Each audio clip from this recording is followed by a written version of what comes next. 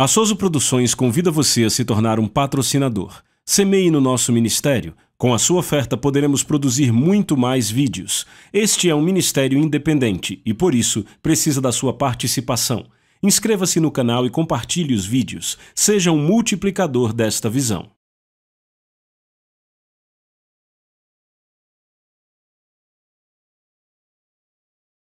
Os versículos usados nos vídeos que traduzimos nem sempre correspondem a versões em português. Muitas vezes precisamos traduzir do original em inglês para fazerem sentido no contexto do vídeo. Diga: eu estou vivo para Deus. Era disso que Abraão sabia. Ele sabia sobre a realidade do reino, que dominava sobre o reino dos sentidos. Ele sabia sobre isso. Quando Ló escolheu Sodoma, o vale de Sodoma, Abraão não se importou com aquilo. Ele não se importou. Por quê? Porque ele tinha o espírito da fé. Ele tinha o espírito da fé, podia ver o que outros não podiam. Tudo que Ló conseguia ver era o verde do vale, mas não via o futuro. Mas Abraão viu o futuro. Aleluia! Como isso acabou? Abraão acabou grande. Ló acabou numa caverna. Glória a Deus. Certo, então vamos continuar de onde paramos. Romanos 6,12. Não reine, portanto, o pecado em vosso corpo mortal para lhe obedecerdes os seus desejos. Viram? Ele disse então: ei, você está vivo para Deus? Você pode impedir que o pecado reine em seu corpo? Viram isso? Você pode. O cristão... Há apenas duas coisas que fazem um cristão pecar. E você quer saber, não é? Você está pronto para ouvir? Há apenas duas coisas que fazem um cristão pecar.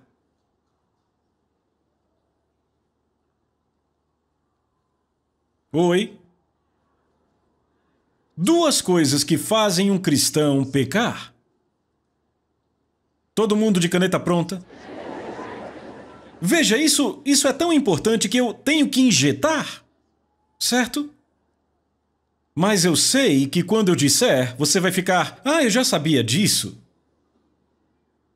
Duas coisas que fazem um cristão pecar, nada mais. Número 1, egoísmo. E qual a cura para isso? Rapaz, é por isso que eu amo o João. João disse, ele disse: o cristão não pode pecar.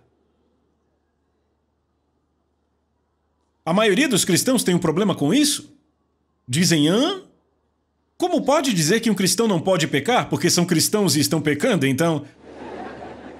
E já tentaram parar, então? Veem. Não conseguem entender isso? Mas isso porque não entendem o que é o pecado? Se entendessem o que é o pecado, seria diferente. Mas aqui, número 1 é o egoísmo. E qual a cura para isso? Ela já veio! O amor de Deus, Romanos 5,5. O amor de Deus é derramado em nossos corações pelo Espírito Santo. Se você anda em amor, você não vai pecar. Você não pode andar em amor e egoísmo ao mesmo tempo. O amor é a solução. Veem isso? Nada que é feito em amor pode ser pecado.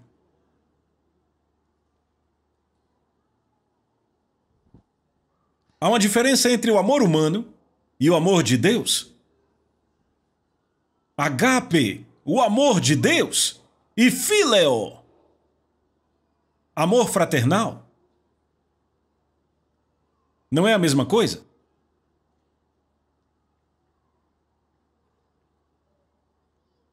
O amor de Deus é um amor que se entrega. O amor de Deus é uma exteriorização de Deus através de você. Cheio de compaixão. Oh, glória a Deus, glória a Deus, glória a Deus. Cheio de compaixão. É a expressão do próprio Cristo. A Bíblia diz: Deus é amor. Aquele que não ama não conhece a Deus, pois Deus é amor.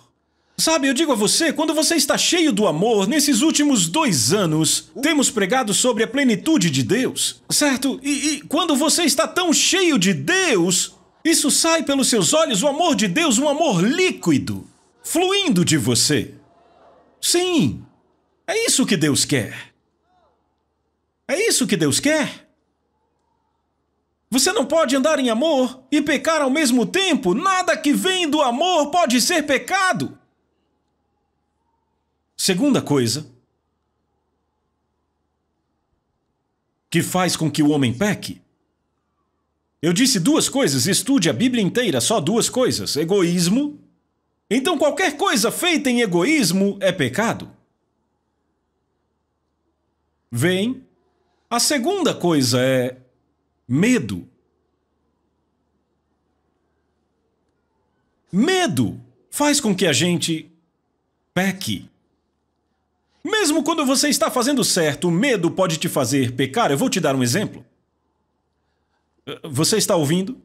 Aqui está um cara que vive, talvez com seus pais, tutores, ou entre seus amigos, e ele sabe, eles não gostam que ele vá à igreja. Então, ele sai escondido para a igreja, assiste ao culto, ele ama tudo aquilo, volta para casa e dizem: onde você foi? Eu fui para... Você foi para a igreja? Não. Vem, ele mentiu. Por que ele mentiu? Porque queria mentir? Não. Ele mentiu porque fez algo errado? Não.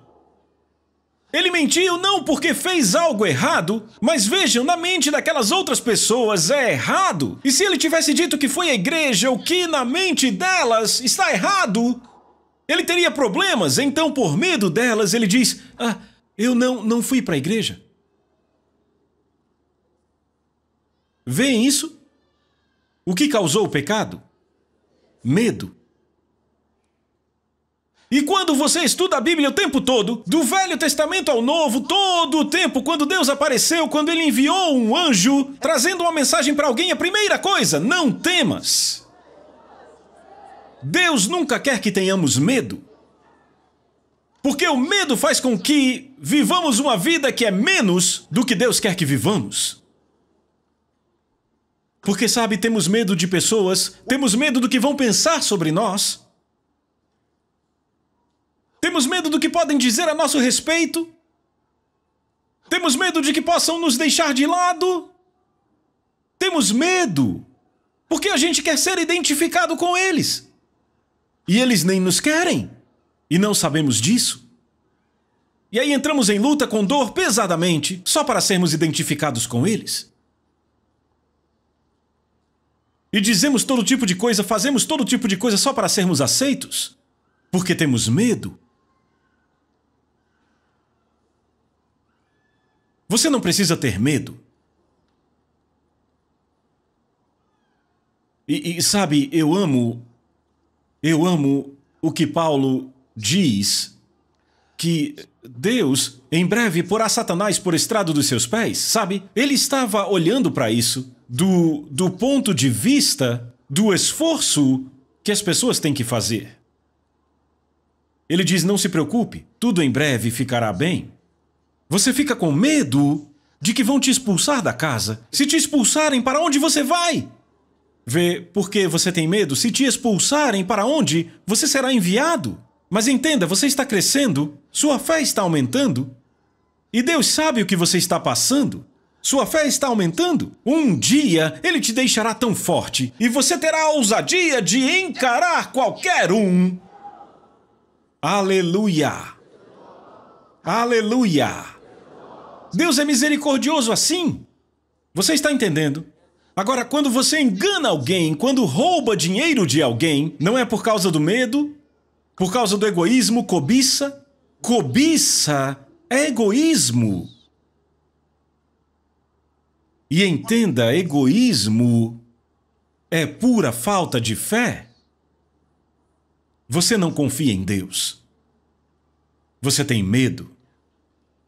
Não se esqueça, a Bíblia diz que tudo aquilo que não provém de fé é pecado. Então você junta essas duas coisas, amor e fé. Se você anda em amor e vive pela fé, você não pode pecar. Nada do que você faz pode ser pecado. Andando em amor e vivendo pela fé, é impossível pecar nesta condição. Veja, eu não estou dizendo que outras pessoas não dirão que o que você fez foi errado. Porque esta é a forma como elas entendem. Elas gostam de te acusar com suas próprias mentes. Mas afinal, o que é que Deus diz? Isso é o que importa. Você ainda está aí? O que Deus diz é o que importa. Oh, glória a Deus, glória, glória, glória, glória. Só mais um ponto, só mais um ponto. Você ainda está aqui? Agora, versículo... Lemos Romanos 6, 12, certo? Certo, leiam o verso 13 para mim. Nem tampouco apresenteis os vossos membros como instrumentos de iniquidade ao pecado, mas apresentai-vos a Deus como os que são vivos dentre mortos e os vossos membros como instrumentos de justiça a Deus. Pelo amor de Deus, o que vocês estão lendo?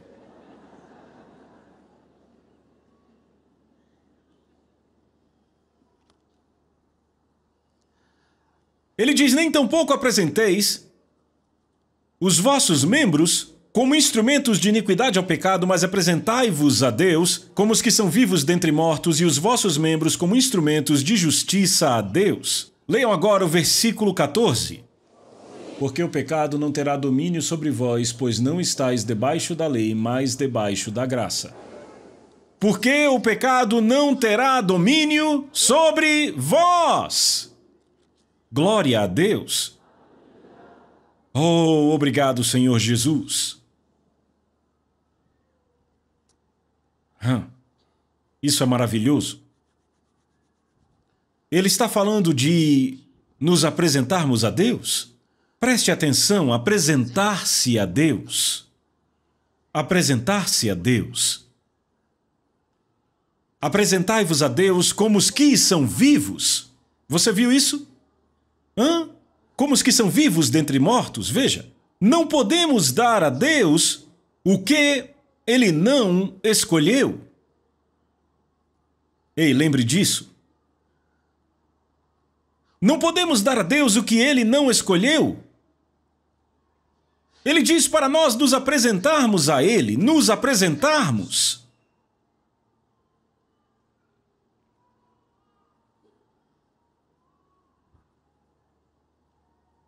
Nos apresentarmos a Deus. Por quê? Duas coisas. Lemos sobre Jesus que, tendo ressuscitado dos mortos, ele não vai mais morrer, certo?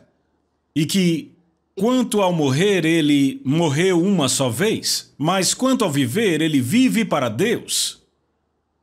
Assim, também a nós é requerido vivermos para Deus, apresentarmos-nos e vivermos para Deus. O que isso significa?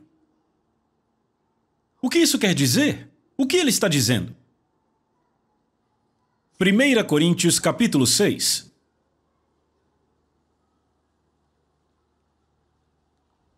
1 Coríntios capítulo 6, leiam o versículo 20.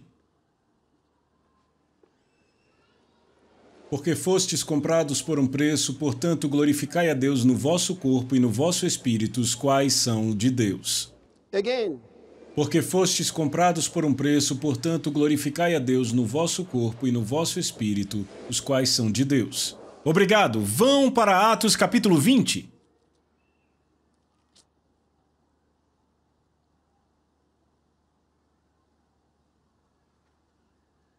Versículo 28.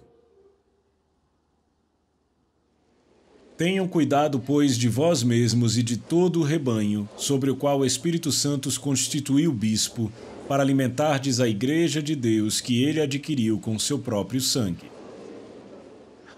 Isto é sério. No versículo 20 do capítulo 6 de 1 Coríntios que vocês leram, ele diz, porque fostes comprados por um preço? Ouçam, ouçam, ouçam. Ele não salvou você por fazer algo para te salvar, estendendo a mão para te tirar do fogo, ou fazendo um esforço para te tirar da água. Ele não salvou você por um esforço como este. Ele tomou o seu lugar de condenação, ele morreu no seu lugar. Eu quero que você entenda, a salvação de Cristo não foi ele ter feito algo para te tirar do pecado. Ele não fez algo para te tirar do pecado. Diga a alguém, Deus não fez algo para te tirar do pecado. Diga, não foi para te tirar do pecado. Ele morreu no seu lugar de pecado. Bom, seu lugar de condenação. Precisamos entender isto. Precisamos compreender isto. O homem, na verdade, morreu por mim, no meu lugar. E então eu descobri sobre isto e eu aceitei a nova vida que ele dá. E quando fiz isso, eu fui transportado do domínio das trevas para o reino do Filho do amor de Deus. Oh, glória a Deus! E eu me tornei uma nova criação. Glória a Deus! Você ainda está aí? Agora, isso é muito, muito importante. Estamos falando de consagração cristã. Ele nos diz, vós fostes comprados por um preço, comprados. Eu quero que você entenda isso, comprados. E aí você leu em Atos 20 e 28 sobre a igreja, certo? O rebanho de Deus que ele adquiriu. Não são sinônimos? Ele te comprou, ele te adquiriu. Ouçam, irmãos e irmãs, você não é de si mesmo. Se ninguém nunca te disse antes, eu estou dizendo agora. Você tem que ouvir, você não pertence a si mesmo. Quando você se junta a um exército, eles dizem a você que você não pertence mais à sua família. Os americanos se envolveram numa guerra no Iraque de grandes proporções. E muitas famílias americanas enviaram seus filhos e filhas para as trincheiras, porque eles não puderam simplesmente dizer, querido, volte para casa, desista do exército. Eles não renunciam ao exército, irmão. Quando você se junta ao exército, você não renuncia. Ninguém te contou, ninguém renuncia ao exército. Você nunca renuncia ao exército. Não é como entrar numa empresa em algum lugar e dizer, não gostei desse chefe, vou entregar o cargo. Não acredito nessa guerra, vou para casa. Não. Não funciona desse jeito. Você não renuncia ao exército. Se não dispensarem você, você não pode ir embora. Só há duas formas de deixar o exército: ser dispensado ou morrer. Você não pode, ouça, você não se aposenta do exército. Você não prepara documentação para aposentadoria. Ou eles te põem na reserva, ou você tem que morrer para sair do exército. Não há outro jeito.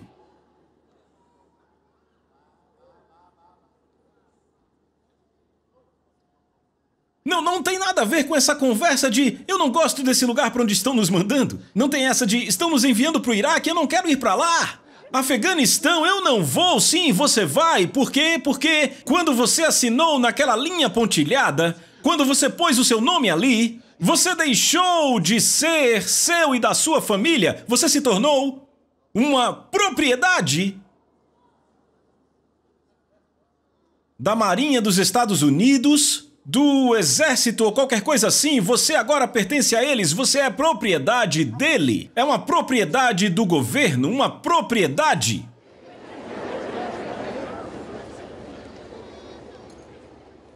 Você me ouviu? Você não pode ir para casa. Isto é a sua casa. Você se juntou ao exército, isso é a sua casa. Então, beijinho na mamãe e no papai, ouça, foi uma sentença de morte. Eu morrerei pelo meu país se preciso for. Você assinou. Não dá para voltar? Ah, eu quero mudar esse negócio. Sabe aquela coisa que eu assinei outro dia? Sabe, faz 3 anos, eu quero consertar. Não há reconsiderações. Ele te comprou com preço. Ele, Jesus, te comprou com preço. Ouçam, para mim, isso não é, como eles dizem, assustador. Não. É a coisa mais maravilhosa. Eu pertenço ao grande Deus. Ora, vamos, alguém, não é bom pertencer ao primeiro e único?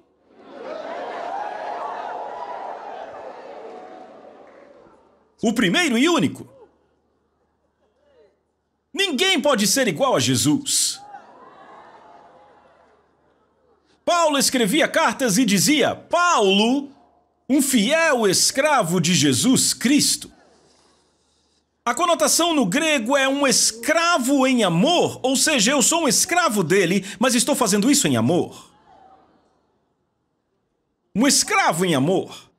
Eu sou escravo dele e eu o amo. Eu pertenço a ele em amor. Eu faço o que ele quer que eu faça, eu vou onde ele quer que eu vá, eu pertenço a ele e faço isso de todo o coração, glória a Deus.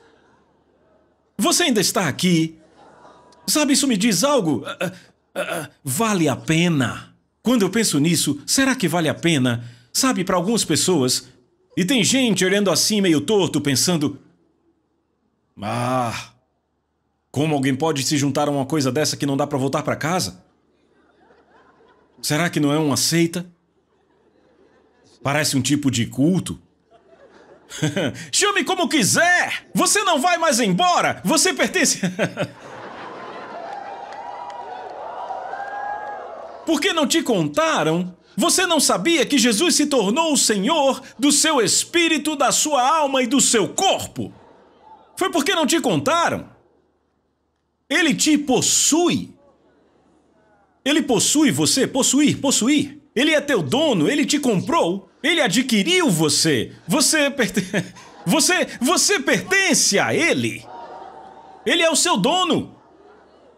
Não, todo dia você acorda e vai para onde quer, sabe? Sem saber se isso é ou não o que ele quer que você faça. Eu disse a Deus que eu já disse a ele que é isso que eu vou fazer, eu disse a Deus. Você disse a Deus? Já você entende. Não. Você disse a Deus. Eu disse a Deus. Eu disse a ele, eu caso semana que vem. Vai lá. Porque você é um bebê, ele diz ainda sois carnais. Quando você é carnal, governado pelo seu corpo, governado pelos seus sentidos, você diz a Deus. E aí você fala como quer. Acorda de manhã e diz em nome de Jesus, eu só queria te lembrar, Deus. Oh Deus, vai e toca o meu tio. Oh Deus, vai.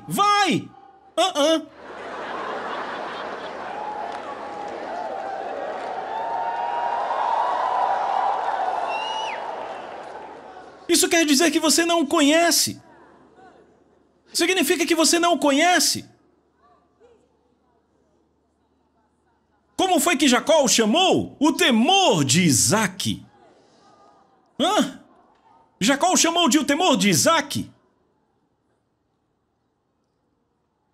Você entende? Você sabe quem ele é.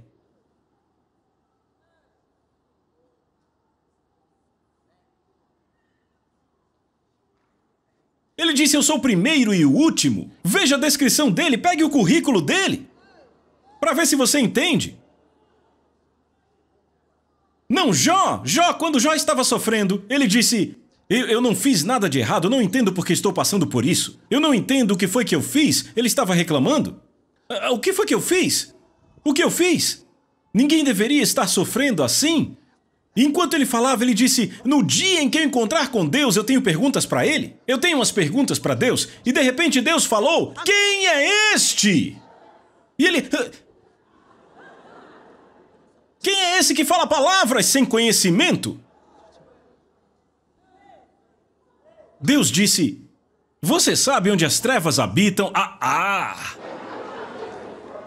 Sabe, Deus começou a fazer perguntas a Jó.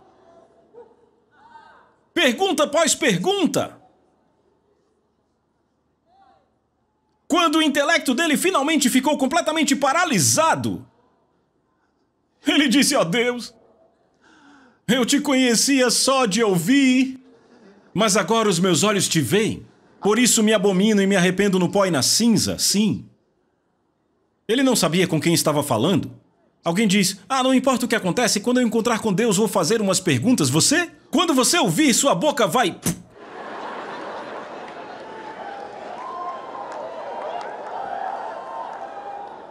E aí você saberá...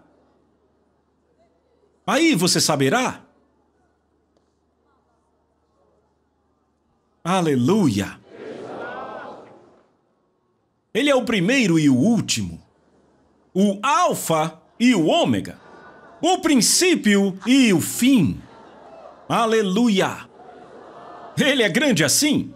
Ele é o único que pode se descrever desta forma. Jesus disse: eu sou o caminho, a verdade e a vida. A vida.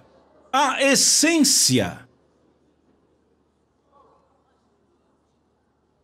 Ele disse: ninguém vem ao Pai senão por mim. Ele é grande assim.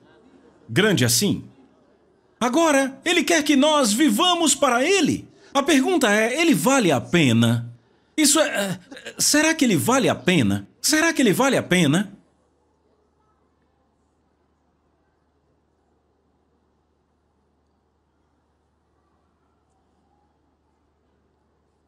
Eu ouvi uma história. Eu vou encerrar com isso. Há uma história que é muito tocante para mim. Na palavra. Foi registrada por Mateus, Marcos, Lucas. Vocês já ouviram sobre a caixa de alabastro?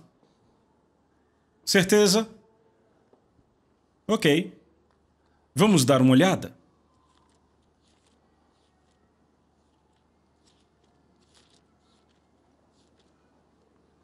Essa é uma das histórias mais maravilhosas.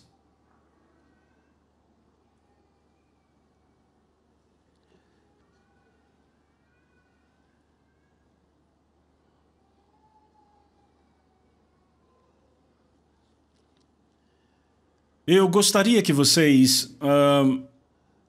eu quero conectar duas partes. Primeiro, no Evangelho de João, capítulo 12.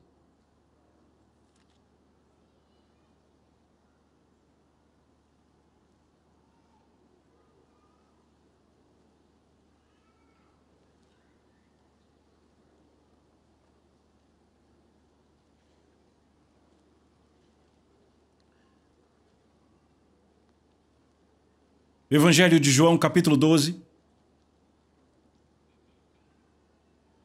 Leiam a partir do verso 1.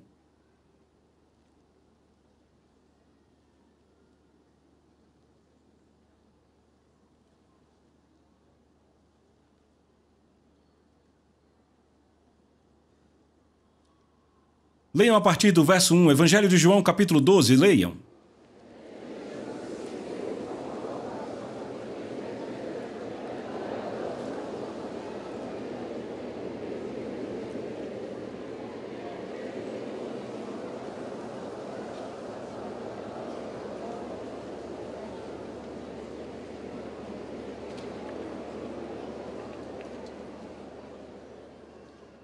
Ok. Eu só queria trazer o contexto. Você entendeu o contexto? Certo. Ele diz, a partir do verso 3...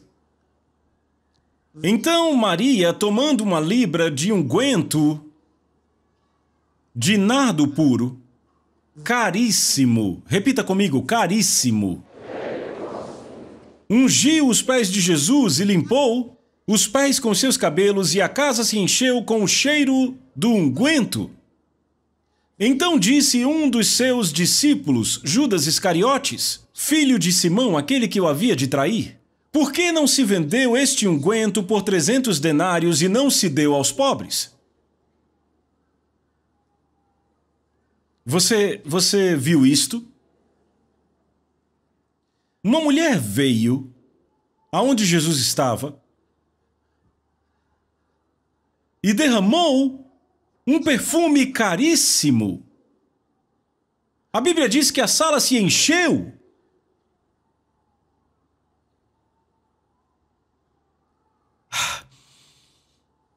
Judas disse: eu conheço esse perfume, é um perfume caro, hein?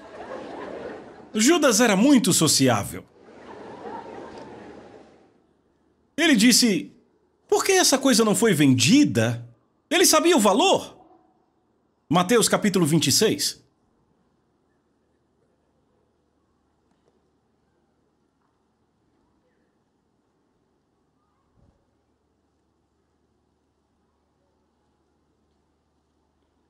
Você achou? A partir do verso 6. Ora, estando Jesus em Betânia, na casa de Simão o leproso, aproximou-se dele uma mulher, tendo uma caixa de alabastro com um unguento muito precioso, e derramou-o sobre a sua cabeça, estando ele reclinado à mesa. Mas quando seus discípulos viram, veja, Mateus, Marcos e Lucas foram escritos antes do livro de João. João mencionou que foi Judas que falou e convenceu os outros. Ele mencionou que foi Judas. Judas falou e disse: ei! Com quem ele estava falando? Com os outros. E todos concordaram com ele. Agora veja. Mas quando os discípulos viram, sentiram indignação, ficaram com raiva, chateados, ficaram mexidos, dizendo: qual o propósito deste desperdício?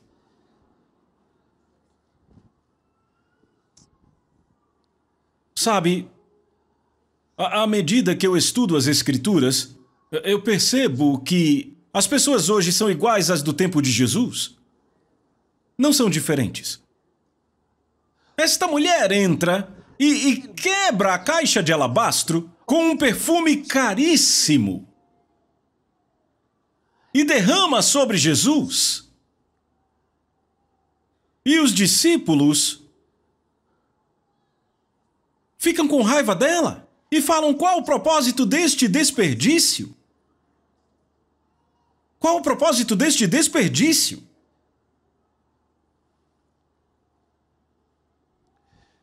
Vamos ler. Verso 9. Pois poderíamos ter vendido este unguento por muito e dado aos pobres. Pare aí.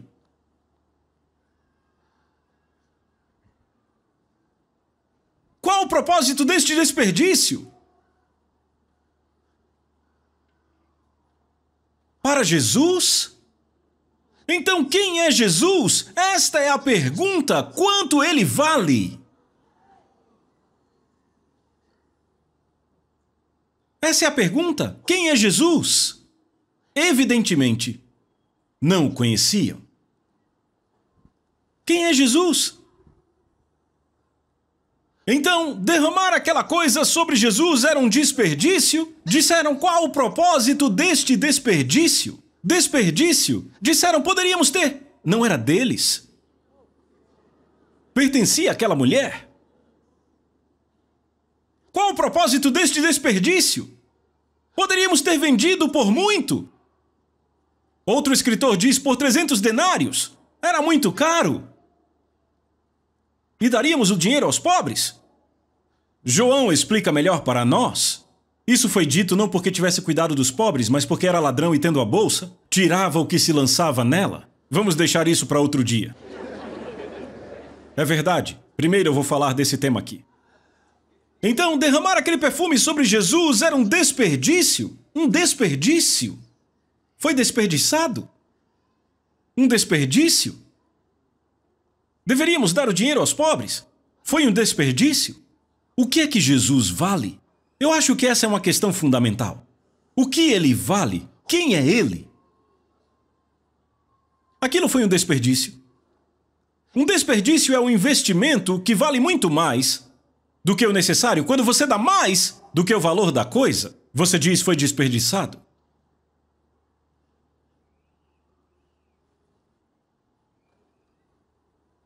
Então o ponto fundamental aqui é o valor.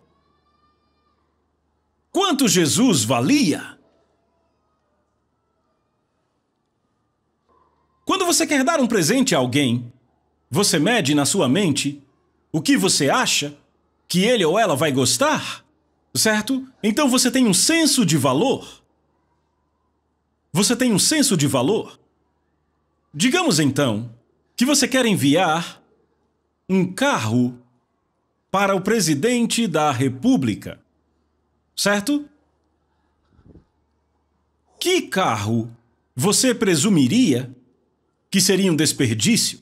Porque ele é o presidente da República. Então, que carro você compraria para ele que você acharia que foi um desperdício? Agora espere. Guarde isso na sua mente. Então, você quer dar um presente para o homem que cuida do seu portão? Você quer dar um carro a ele? Ok. Que carro você pensaria que seria um desperdício? Se decidisse dar um carro a ele, primeiro você já pensa, um carro? Para você, só de pensar nisso já é um desperdício? Vê, todos são seres humanos, mas o senso de valor para eles é diferente. Todos têm seu senso de valor, certo? Então, quando você quer dar, você pensa no senso de valor. Então, aqui é uma questão de valor. Jesus teve um unguento derramado sobre ele e os discípulos disseram, qual o propósito deste desperdício? O que Jesus disse? Vamos ler. Verso 10. Entendendo isto, Jesus lhes disse, por que incomodam esta mulher? Porque ela fez uma boa obra para mim? Resposta de Jesus. Jesus disse o que ela fez foi bom? Por que a incomodam? O que ela fez foi bom? Vem, os discípulos tinham uma forma diferente de medir o que era certo ou errado, o que era bom ou mal. Seu senso de valores era diferente. Aqui está Jesus. Jesus diz o que ela fez foi bom. E quem importa? Jesus? Jesus.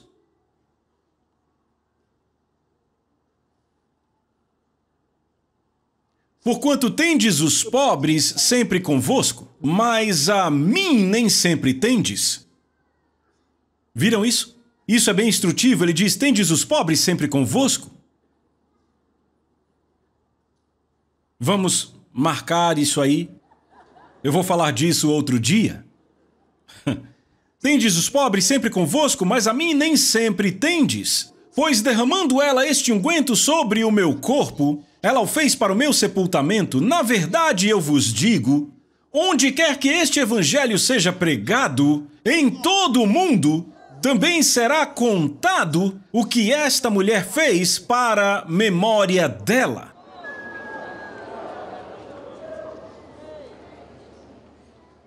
Veja o que ela recebeu.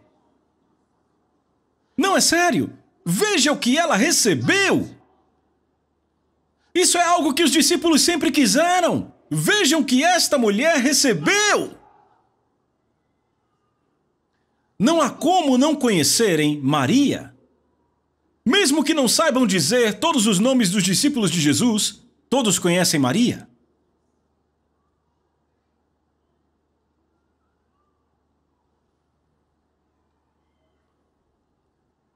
Aleluia!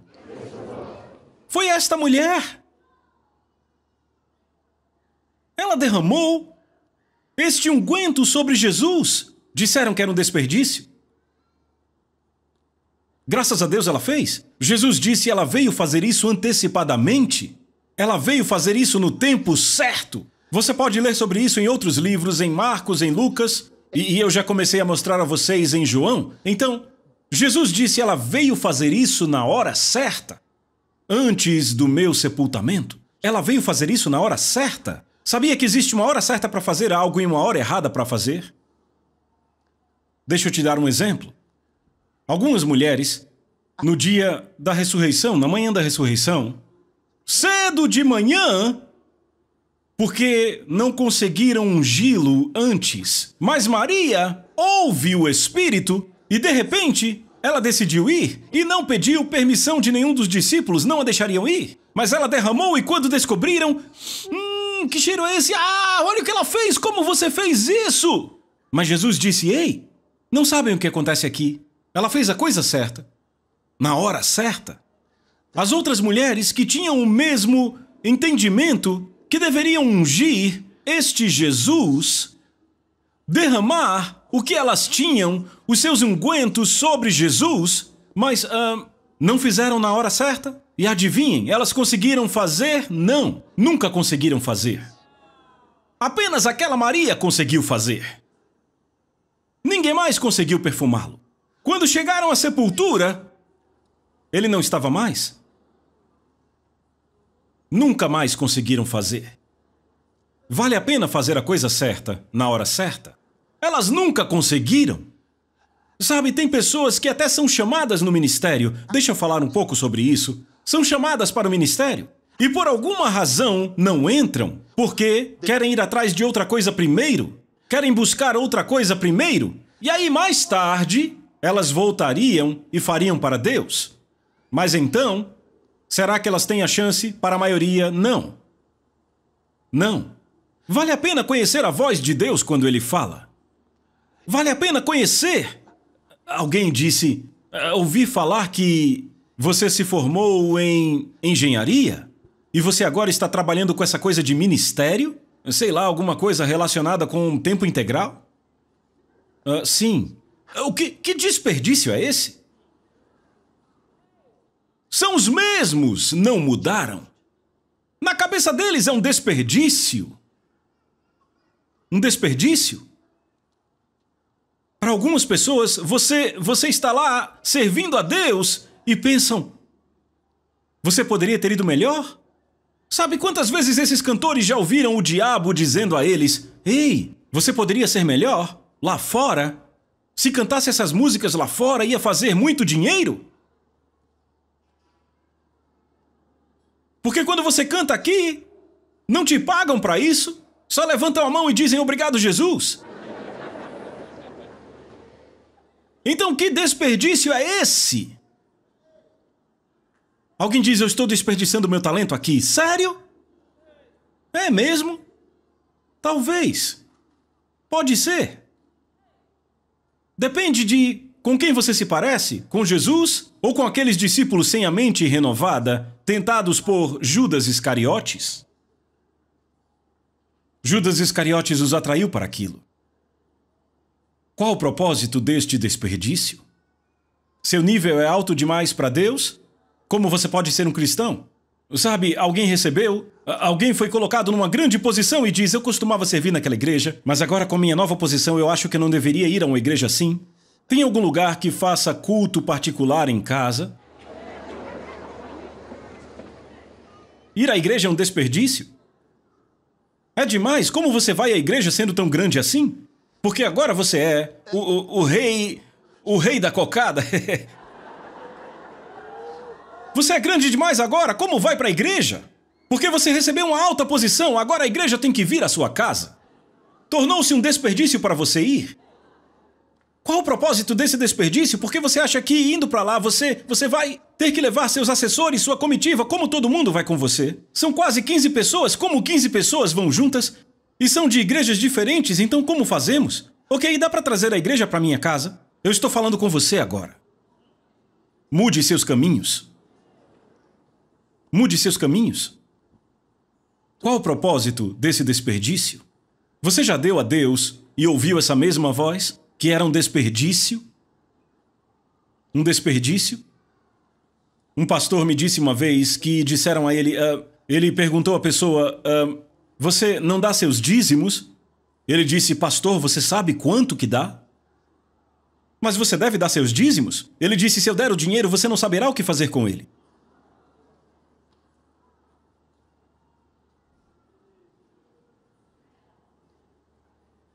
Será que ele se tornou tão grande que é um desperdício dar a Deus?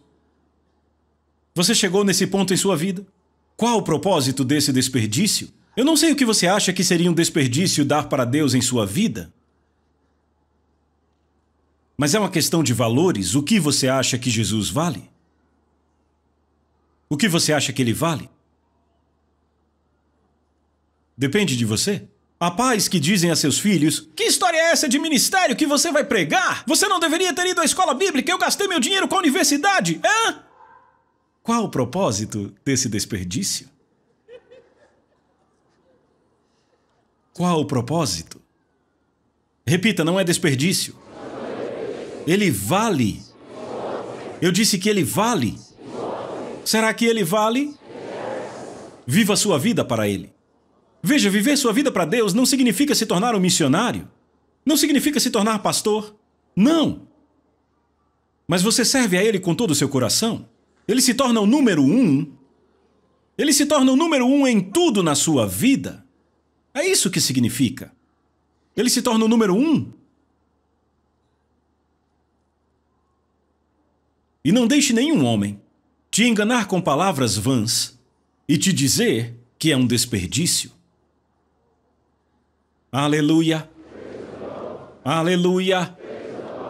Glória a Deus! Fale com o Senhor agora, adore e honre a Ele.